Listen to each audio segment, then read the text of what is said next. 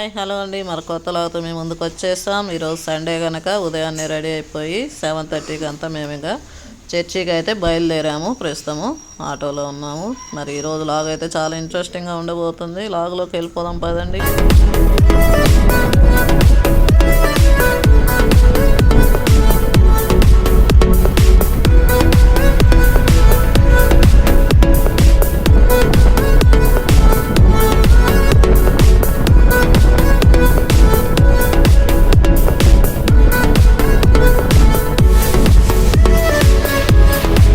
ಆದಿವಾರ ಕೂಡ మనం ఒక విషయాన్ని నేర్చుకున్నాం.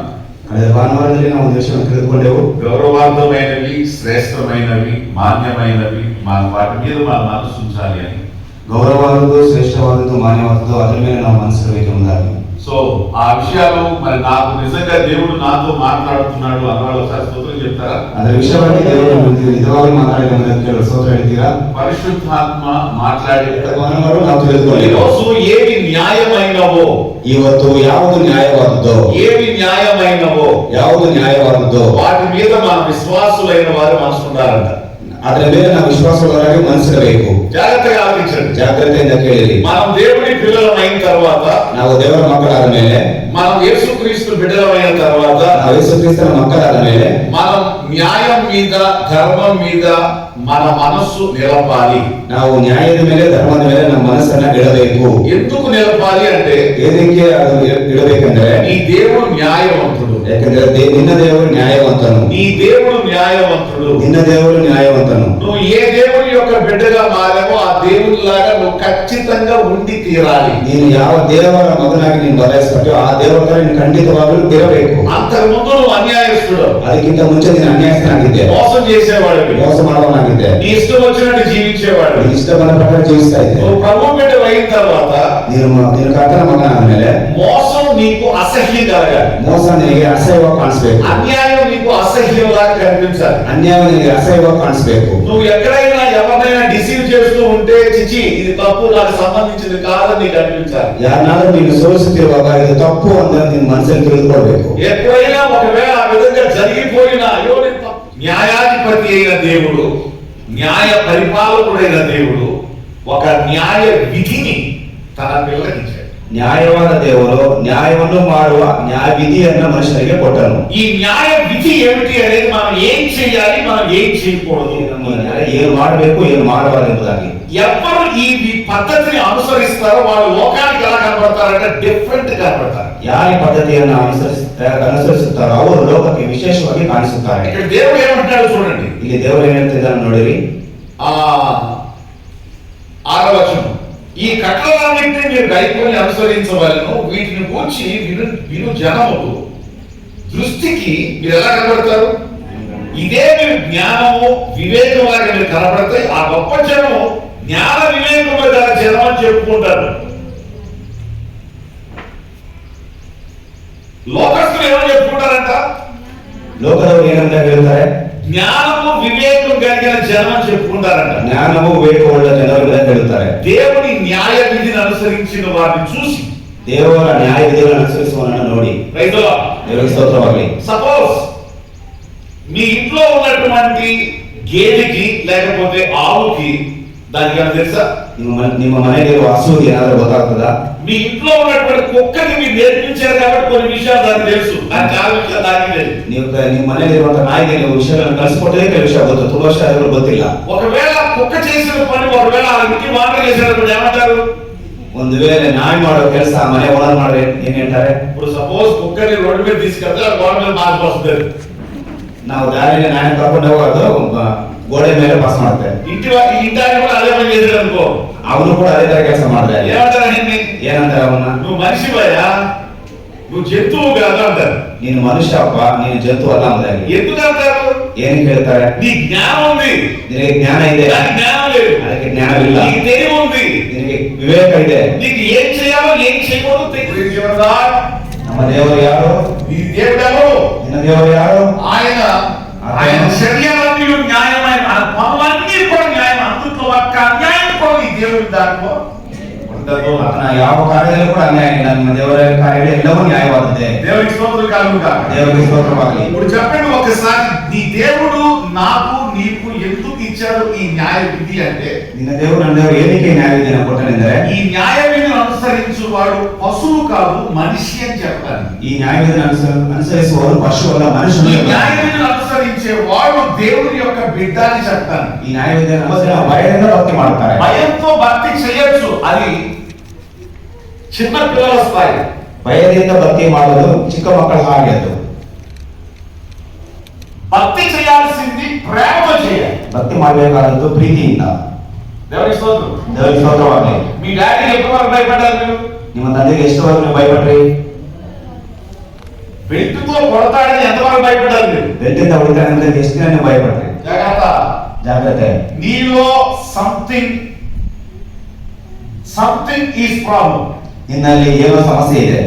దేవుని న్యాయ విధిని అనుసరించే వాళ్ళ జీవితంలో ದೇವರನ್ನ ನ್ಯಾಯ ವಿಧಿಯನ್ನು ಅನುಸರಿಸುವ ಜೀವಿತದಲ್ಲಿ దేవుడి యొక్క స్థిరత్వం అనేది ఒకటి ఇస్తాడు దేవుడు. ದೇವರಲ್ಲಿ ಸ್ಥಿರವನ್ನು ದೇವರು ಕೊಡುತ್ತಾನೆ. డబ్బు వచ్చి వెళ్ళిపోదు, ಹಣ ಬಂದು ಹೋಗುವುದಿಲ್ಲ. డబ్బు వచ్చి నీ దగ్గర నేను నీతిని వస్త్రముగా ధరించుకొంటిని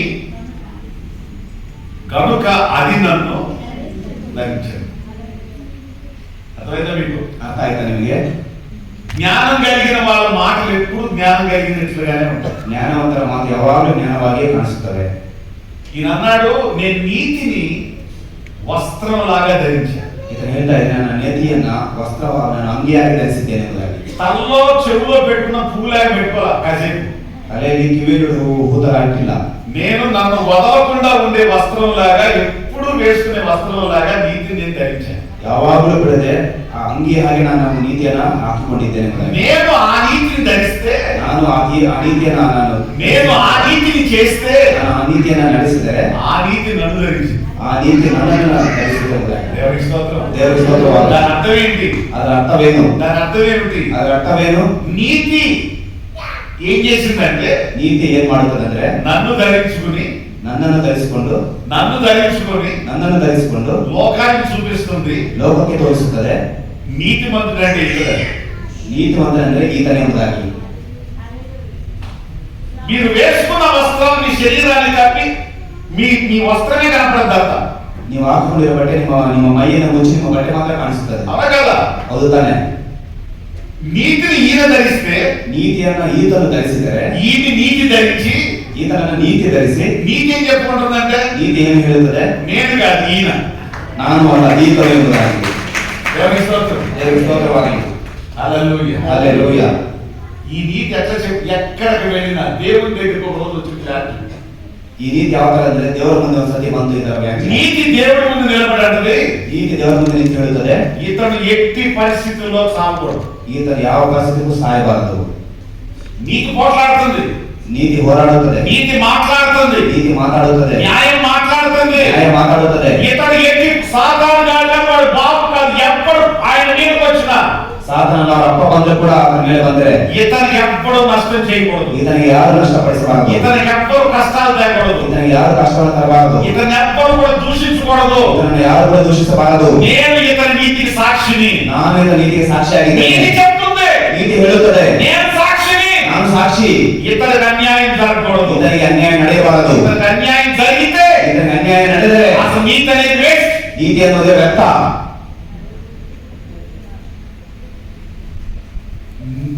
నీ న్యాయం, నీ నీతి నిన్ను ధరించి, ನಿನ್ನ ನ್ಯಾಯ ನಿನ್ನ ನೀತಿಯನ್ನು నీ ಧರಿಸಿಕೊಂಡು నీతికి ఏదొస్తుందో దాంతో అది మాట్లాడు. ನಿನ್ನ ಮೇಲೆ ಯಾವುದು ಬರ್ತದೋ ಅದು ಅದರಲ್ಲಿ ಮಾತಾಡುತ್ತದೆ. నా విషయానికి అర్థమైందా? పాయింట్ అర్థమైందా? ನನ್ನ ವಿಷಯ ನಿಮ್ಗೆ ಅರ್ಥ ಆಗ್ತಾ ಇಲ್ಲ. మీరు నీతిని ధరిస్తే, ನೀವು ನೀತಿಯನ್ನು ಧರಿಸಿಕೊಂಡರೆ, నీతి మిమ్మల్ని ధరించి, ನೀತಿ ನಿಮ್ಮನ್ನು ಧರಿಸಿಕೊಂಡು మీ మీదకి వచ్చిన ప్రతి దానితో, ನಿಮ್ಮ ಮೇಲೆ ಬರುವ ಪ್ರತಿಯೊಂದು మీ ವಿಷಯ, మీదకి వచ్చిన ప్రతి వాడితో, ನಿನ್ನ ಮೇಲೆ ಬರುವ ಪ್ರತಿ ವ್ಯಕ್ತಿಯ మీ ಮೇಲೆ, మీదకి వచ్చిన ప్రతి సాతానుతో ನಿನ್ನ ಮೇಲೆ ಬರುವ ಪ್ರತಿ ಸಾತನ అది ఎదురు నిలబడద్ది. ಅದು ಎದುರು ನಿಂತುಕೊಳ್ಳುತ್ತದೆ. అది నిలబడితే గెలవగలిగిన అసత్యం ఏది లేదు. ಅದು ನಿಂತರೆ ಅದು ಗೆಲ್ಲುವ ಅಸತ್ಯ ಯಾವುದೂ ಇಲ್ಲ. దేవునికి స్తోత్రం. ದೇವರಿಗೆ ಸ್ತೋತ್ರವಾಗಲಿ. దేవునికి స్తోత్రం. ದೇವರಿಗೆ ಸ್ತೋತ್ರವಾಗಲಿ.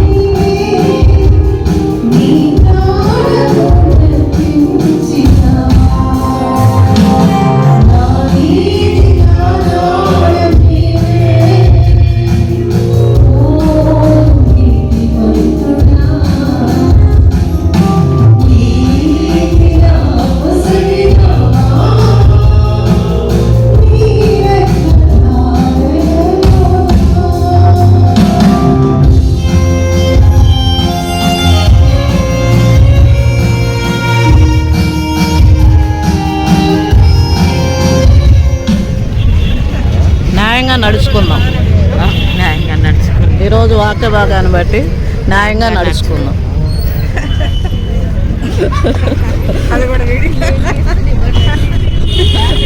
న్యాయంగా నడుచుకుందాం.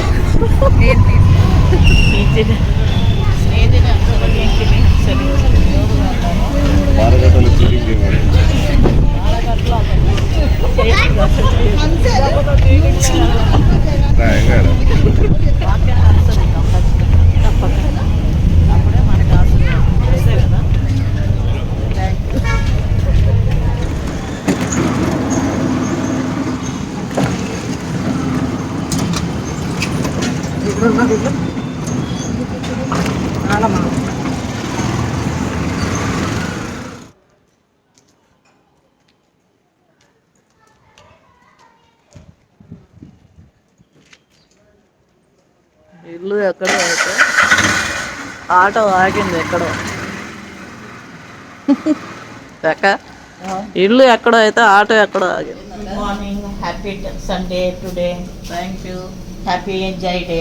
వావ్, ఇట్లాగా చెట్లు చెట్టు లాగా ఎదగాలనేసి అది నీకు ఇష్టం అని నీకు ఇష్టమని. ఈ కలర్ చాలా ఇష్టం నాకు. ఒక మొగ్గ కూడా వచ్చింది. అవునా? అవునే, ఇంత చిన్న చెట్టుకి మొగ్గ మొగ్గ వచ్చేసి వచ్చేసి చాలా బాగుంది కలరు. నాకు చాలా ఇష్టం ఇట్లాంటి ఆకులు. కూడా ఈ చెట్టు ఎలా ఎదుగుతుందో అలా ఎదగాలని ఈ కలర్ చూడండి. ఈ సండే నీకు గిఫ్ట్ గా ఇస్తున్నాను. ఓ థ్యాంక్ యూ, చాలా బాగుంది. ఇది సేమ్ ఇదే కలరు. దీనికైతే same. చక్కగా ఫ్లవర్స్ వచ్చినాయి. చాలా బాగుంది ఫ్లవరు. ఇప్పారిద్దంటావా? అంతే ఇంతేనా? ఓకే, కానీ చాలా బాగుంది. షోకి షోకి షోకి అయినా కూడా అసలు చూడు ఎంత బాగుందో. అది కొంచెం లోపలికి నాటాలి. అందరూ వచ్చారు మరి. ఏ తాళం ఏది? తాళం తెచ్చారు, వీళ్ళు తెచ్చారమ్మో, తాళం తెచ్చారు. వద్దులే, ఇసిరేస్తావా ఏంటి?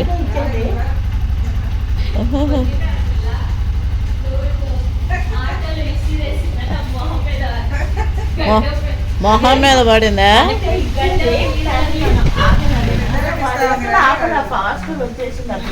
మా ఆటో ఆయన చాలా ఫాస్ట్గా వచ్చాడు.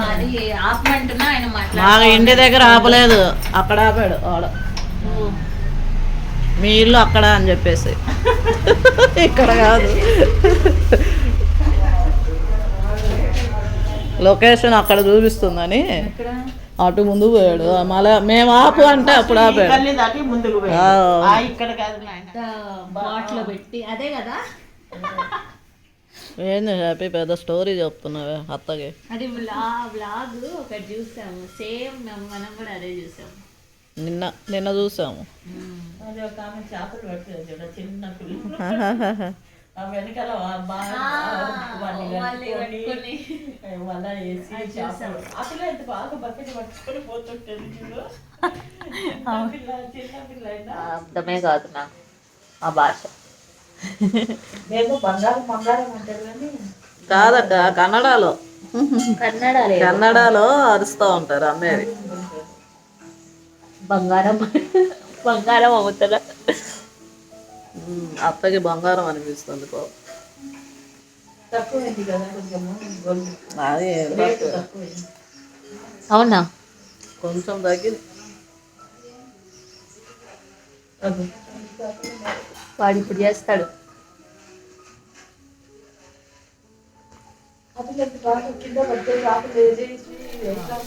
మిల్క్ పెట్టాను.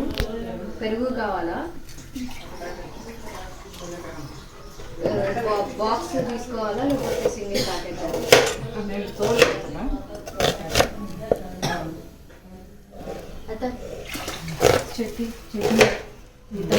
వాళ్ళే కొత్త ఫ్యామిలీ అది.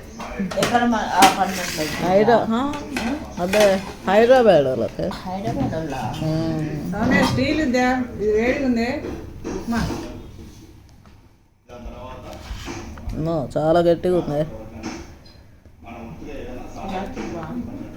వేడి మీద బాగుంటుంది.